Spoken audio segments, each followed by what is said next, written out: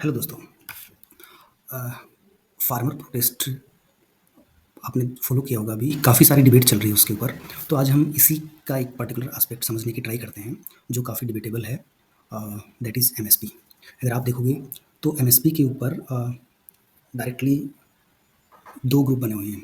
एक ग्रुप वो है जो एमएसपी को सपोर्ट करता है, उसके अपने अपने आर्ग्यूमेंट्स हैं फेवर में। एक ग्रुप वो है जो एमएसपी का अपोज कर रहा है। बेसिकली उसके दो मेजर आर्ग्यूमेंट हैं। एक है को एनालॉजी बोल सकते हैं कि जो दूसरे प्रोफेशंस हैं, चाहे डॉक्टर्स हों, दूसरी इंडस्ट्री हैं जैसे ऑटोमोबाइल्स होगी, टेक्सटाइल होगी, पेट्रोलियम होगी, इन सब से कंपेयर करके कि फार्मर्स को प्रेफरेंशियल ट्रीटमेंट क्यों दें हम, क्योंकि बाकी इंडस्ट्री के लिए भी फ्री मार्केट छोड़ रखा है, फार्मर्स को भी वैसे ही ट्रीट करना चाहिए। तो इसी चीज़ को हम समझते हैं और इसमें हमारी जो अप्रोच रहेगी कि एनालॉजी वाला जो पार्ट है क्यों सही नहीं है, क्या डिफरेंस है, और वो हम थोड़ा सा डिटेल में लॉजिकली हम इस चीज़ को अप्रोच करेंगे, जिसको फर्स्ट प्रिंसिपल अप्रोच भी बोल सकते हैं। ठीक है। तो सबसे पहले ब्रीफली आप एक बार फ्री मार्केट जो है उस कंसेप्ट को देख लीजिए। इसमें अगर आप गूगल सर्च मारेंगे तो भी डेफिनेशन आपको मिल जाएगी। इसमें क्या होता है कि जो भी इकोनॉमिक एक्टिविटी है वो सप्लाई डिमांड के थ्रू उनका इक्विलिब्रियम होता है, जिसको मार्केट प्राइस भी बोल सकते हैं। तो सप्लाई डिमांड जो है वो मार्केट प्राइस डिस्कवर कर रहा होता है और इसमें गवर्नमेंट इंटरवेंशन या गवर्नमेंट कंट्रोल नहीं होता, गवर्नमेंट पार्टिसिपेट नहीं करता है किसी भी फॉर्म में, स्टेट पार्टिसिपेट नहीं करता है। तो ये बहुत इंपॉर्टेंट, गवर्नमेंट जो है वो बेसिकली लेवल प्लेइंग फील्ड या रूल्स प्रोवाइड करता है, बट खुद पार्टिसिपेट नहीं करता है। ठीक है। अब इस चीज़ को समझने के लिए दो छोटे छोटे एग्जाम्पल लेते हैं फटाफट। सपोज करो इंडिया के अंदर आपने देखा होगा कि ऑटोमोबाइल जो इंडस्ट्री है उसमें ऑलमोस्ट 3.5-4 लाख हर महीने पैसेंजर कार बेच रहे होते हैं। तो अभी क्या होता है, मैन्युफैक्चरर्स हैं, उन्होंने अपने अपने शोरूम खोल रखे हैं, सामने से बायर्स हैं जो आम पब्लिक है वो जाके वहाँ से खरीदती है और वो अपने शोरूम में अपनी कारें सेल्स कर रहे होते हैं। ये बिल्कुल फ्री मार्केट है।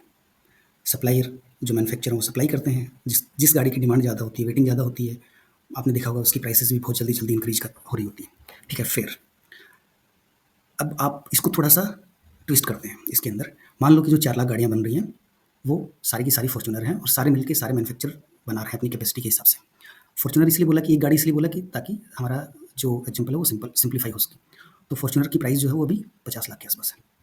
ठीक है। तो अभी जो 4 लाख गाड़ियाँ फॉर्च्यूनर बन रही हैं, सब मिलके बना रहे हैं, मार्केट में बेच रहे हैं।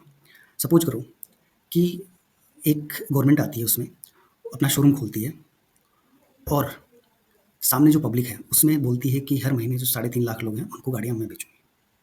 ठीक है। और किस प्राइस पे बेचूँगी? Free of cost. कौन सी गाड़ी? फॉर्च्यूनर। ठीक है। तो पहला पार्ट आप सोच रहे हो कितने लोग फिर आपके टाटा, टोयोटा, मारुति, बाकी जो भी शोरूम है उन पे लोग जाएँगे। एकदम से उनका मार्केट क्या हो गया? एक किल हो गया। 20% लोग जाएँगे क्योंकि 3.5 लाख लोगों को तो गवर्नमेंट फ्री में दे रही है। तो जिसको फ्री में मिल रहा है वो टाटा पे जाके क्यों लेगा? वो मारुति पे जाके क्यों लेगा? ठीक है। पहला ये पॉइंट समझना है। दूसरा, अब गवर्नमेंट, सबने बोला कि चलो बहुत अच्छा है, गवर्नमेंट सबको दे रही है, गवर्नमेंट लेके कहाँ से आएगी फॉर्च्यूनर? गवर्नमेंट ने बोला उसका भी जुगाड़ है मेरे पास। उसने सारी कंपनियों को बोला कि मैं तुमसे लूँगी। उन्होंने कहा चलो ठीक है हमसे ले लो, हमें तो बना के बेचना ही है ना, आपको दे देते हैं। ठीक है, बट क्या प्राइस पे? गवर्नमेंट ने कहा कि प्राइस मैं डिसाइड करूँगी और उसके लिए मेरे पास एक फ़ॉर्मूला है। सबने बोला क्या, मतलब फ़ॉर्मूला ऐसा होना चाहिए जिससे हमारी प्रोडक्शन कॉस्ट जो है वो तो निकले कम से कम और उसपे थोड़ा-सा मार्जिन हो। ठीक है। गवर्नमेंट ने कहा नहीं, नहीं, मेरे फ़ॉर्मूले के हिसाब से जो प्राइस आ रही है वो 20 लाख रुपए आ रही है फॉर्च्यूनर की, या 15 लाख रुपए आ रही है, जो भी उन्होंने एक्स वाई जेड जो भी कैलकुलेशन की निकाल के दे दी, और मैं हर कंपनी को इतने पैसे दूँगी और फॉर्च्यूनर के अगेंस्ट, और उसको फिर आगे फ्री में डिस्ट्रीब्यूट करूँगी। सोचो अगर ऐसा मॉडल चल रहा हो आज की इकोनॉमी में, तो क्या टाटा, मारुति, आपकी टोयोटा, कोई भी कंपनी, ये ऑटोमोबाइल इंडस्ट्री जो है वो सर्वाइव करेगी? आई थिंक आप खुद डिसाइड कर सकते हो, नहीं करेगी। और इसका एक रियल एग्जांपल भी लेते हैं हम। ये तो एक बहुत ही हाइपोथेटिकल एग्जांपल था, एक रियल एग्जांपल लेते हैं। कुछ टाइम पहले इंडिया का एक बहुत बड़ा ग्रुप है रिलायंस, उसने मार्केट में आके अपने रिटेल पेट्रोल पंप ओपन किए थे, बहुत अच्छे, इंफ्रा वाइज बहुत अच्छे पेट्रोल पंप थे वो। ठीक है। और उससे बेचना चालू किया। बगल में ही बहुत सारे गवर्नमेंट के पेट्रोल पंप, गवर्नमेंट से मेरा मतलब है पीएसयूज़ के, जो अपना इंडियन ऑयल और बीपी, इन सब के पेट्रोल पंप थे। ठीक है। रिलायंस फ्री मार्केट था। अगर इनपुट कॉस्ट बढ़ रही है, पीछे से ऑयल की प्राइसेस बढ़ रही हैं, तो सब रिटेल प्राइसेस भी बढ़ जाएँगी। ठीक है, सब कुछ सही चल रहा था।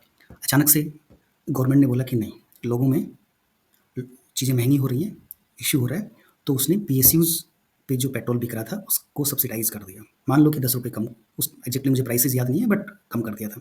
ठीक है। तो अब क्या वो फ्री मार्केट बचा? लोग कहाँ पे जाएँगे खरीदने वाले? रिलायंस के ऊपर कोई भी नहीं गया। रिलायंस इतना बड़ा ग्रुप है, उसको फाइनली अपना, उसको आई आई थिंक रोकना पड़ा था बाद में और बंद करना पड़ा था। अब थोड़ा बहुत हो सकता है दोबारा चालू हो गया हो, बट रिलायंस जितना बड़ा ग्रुप भी गवर्नमेंट का इंटरवेंशन नहीं झेल पाया। ठीक है, अब बात आते हैं, इन 2 एग्ज़ाम्पल को आप अपने ध्यान में रखना, कंसिडर करना, फिर अब एग्रीकल्चर पे आते हैं। ठीक है, तो एग्रीकल्चर में सबसे पहले तो हमें ये समझना है कि क्या सही में हो रहा है। तो देखो, जो एग्रीकल्चर सप्लायर हैं, जो फार्मर्स हैं, उनके लिए कितना बड़ा मार्केट है अगर थ्योरेटिकली देखें तो, क्योंकि वो हर किसी को भी बेच सकते हैं। तो टोटल 8 बिलियन, मतलब ओवरऑल जो अपन पॉपुलेशन मान सकते हैं अभी, प्लस माइनस, ठीक है, उसमें आप ऐड कर लेना, तो 8 बिलियन की पॉपुलेशन है, वो उनका मार्केट होना चाहिए। ठीक है, इसमें अगर डोमेस्टिक की बात करें तो 130 करोड़ जो लोग हैं, वो डोमेस्टिक मार्केट एटलीस्ट होना चाहिए। अब क्या होता है कि ठीक है, फार्मर्स हैं, सामने डोमेस्टिक मार्केट में 130 करोड़ लोग हैं और बाहर 650 करोड़ लोग हैं। फार्मर यहाँ से बेचेगा, चाहे तो अपना डोमेस्टिकली बेच दे, बाहर बेच ले, सब कुछ सही चल रहा है। ठीक है, नहीं, बट अब क्या हुआ, गवर्नमेंट ने बोला कि नहीं, जो डोमेस्टिक मार्केट है उसमें से 80%, या आप ये मान के चलो कि 80 से 100 करोड़ के बीच में जो लोग हैं, उनको मैं फूड प्रोवाइड करूँगी, गवर्नमेंट उनको फूड प्रोवाइड करेगी। तो अब वो, आप जो डोमेस्टिक 130 करोड़ मार्केट था, डायरेक्टली उसको 20% छोड़ा फार्मर्स के लिए, बाकी सबको फ्री गवर्नमेंट ने देना चालू कर दिया।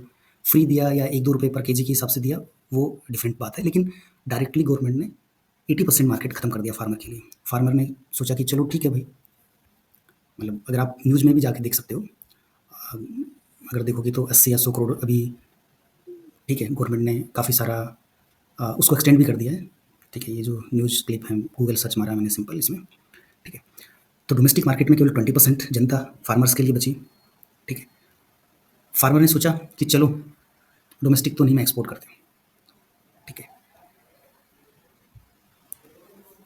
तो गवर्नमेंट ने क्या किया कि नहीं भाई, डोमेस्टिक प्राइसेस बढ़ रही हैं, तो एक्सपोर्ट के ऊपर भी बैन कर दिया। कहने का मतलब जो 650 करोड़ का मार्केट था, वो भी खत्म। तो एक्चुअली जो फार्मर्स हैं, उनके लिए कितना मार्केट बचा हुआ है? उनके लिए गवर्नमेंट ने 20-30 करोड़ का मार्केट छोड़ा है। तो पूरे मार्केट को, जो हमने स्टार्टिंग में फ्री मार्केट की डेफिनेशन पढ़ी थी, उसके हिसाब से क्या मार्केट है? नहीं है। हमने स्टार्टिंग में कुछ एग्जांपल लिए थे, एक ऑटोमोबाइल का लिया था, जहाँ पे गवर्नमेंट ने फ्री में फॉर्च्यूनर डिस्ट्रीब्यूट करना चालू कर दिया था। क्या उस केस के अंदर आपकी टाटा या मारुति, बड़ी-बड़ी कंपनियाँ सर्वाइव करेंगी? नहीं करेंगी। ठीक है, एक हमने एग्जांपल भी लिया था जो पास्ट एक्सपीरियंस है, कि रिलायंस रिलायंस इंडस्ट्रीज़, क्या आपने पेट्रोल पंप को जो बिज़नेस था उसको सर्वाइव कर पाई? नहीं कर पाई। ठीक है, तो सेम अगर लॉजिक यहाँ पे लगाते हैं कि आप जो एग्रीकल्चर सेक्टर है, उसके अंदर आप प्राइस कंट्रोल कर रहे हो, उसके अंदर आप जो मार्केट साइज़ है उसको डिस्टर्ब कर रहे हो, तो फार्मर क्या बोल रहा है कि ये सारी चीज़ें कर लो, मैं आपसे एग्री करता हूँ, मैं ज़्यादा प्रॉफिट भी नहीं चाह रहा, मेरी जो कॉस्ट ऑफ प्रोडक्शन है, प्लस उसमें थोड़ा-सा आप इंसेंटिव 5%, 10% या 20% जितना भी एक्स्ट्रा बेनिफिट दे सकते हो मुझे, मार्जिन दे सकते हो, वो दे दो। तो अगर हम इस चीज़ को समझेंगे तो पता चलेगा कि जो हम एक एनालॉजी के थ्रू एग्रीकल्चर इंडस्ट्री को कंपेयर करते हैं किसी भी दूसरी इंडस्ट्री से, वैसा नहीं है। ये फ्री मार्केट नहीं है, गवर्नमेंट प्राइस भी कंट्रोल करती है, गवर्नमेंट मार्केट साइज़ भी कंट्रोल करती है, एक्सपोर्ट भी कंट्रोल करती है, हर जगह से गवर्नमेंट कंट्रोल कर रही है। इसीलिए जो फार्मर्स की डिमांड है एमएसपी वाली, आई थिंक वो एक ऐसी डिमांड है जिसको कंसिडर करना चाहिए। Thank you.